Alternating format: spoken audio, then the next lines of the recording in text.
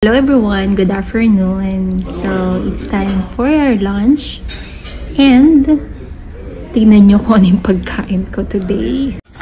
So, ang main dish natin for today is, tinatawag to sa Indian dish is chicken sag or chicken palak. Palak means spinach. Tapos, look what I found.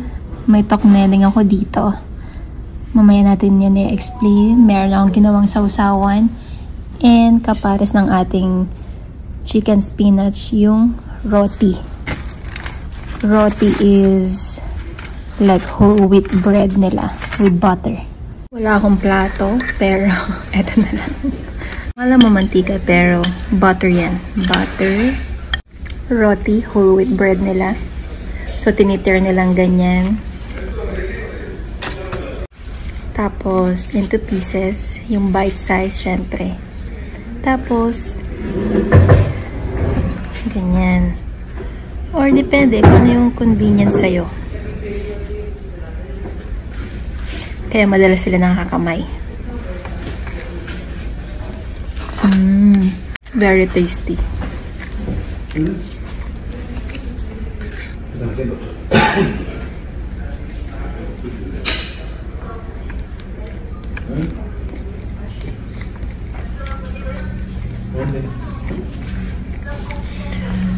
Mostly yung pagkain nila, tas syempre hahatiin mo yung chicken piece para magkasya sa bite size. Ganyan, diba? Indian na din. Kain. It looks intimidating kapag Indian food, pero marami akong gusto sa pagkain nila, in fairness.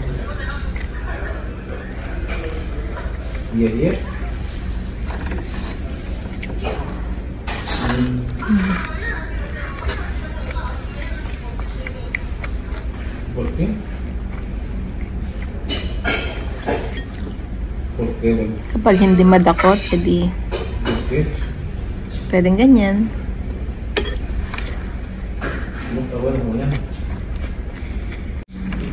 Mostly lahat ng mga pagkain ay yung mga dishes nila biniblend, kasi para yung pinaka sauce niya na is yung pagkain na. So naka-blend na lahat yung mga spices, yung mga herbs, ganyan, para mas madali na siyang kainin for bread kesa yung hiwa-hiwalay yung sibuyas, ganyan.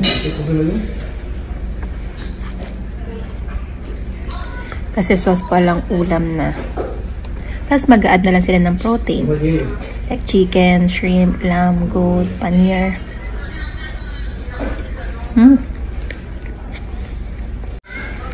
Idadakot mong ganun.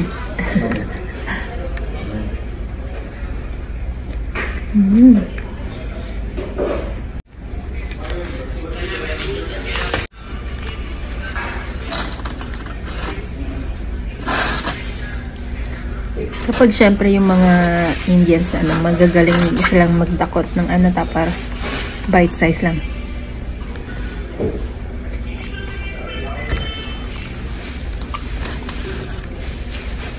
Kaya mostly sa kanila nakakamay, kasi nga bread yung pinapartner nila sa dishes nila. Syempre with rice din, pero in fairness, iba din kapag bread. Marami silang klase ng bread. Sobrang dami. Yan, ito lang yung struggle dito. Paano mo siya dadakutin?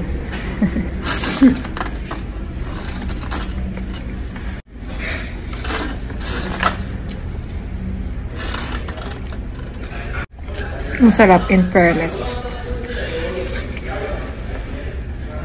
Nung una, sabi ko, ay, parang hindi masarap. Pero natikman ko na. Sarap.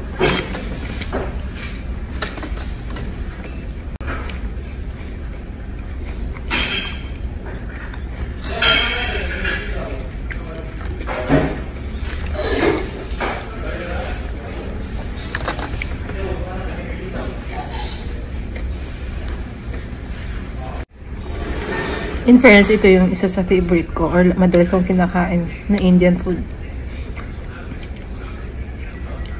Bukod sa butter chicken, chicken tikka masala.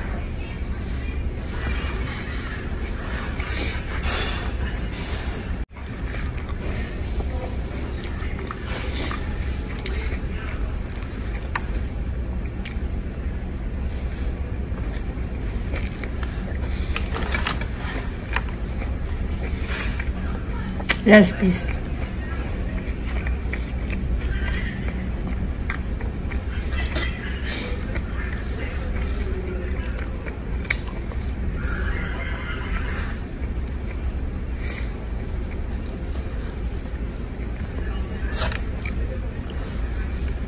And here's the last bite.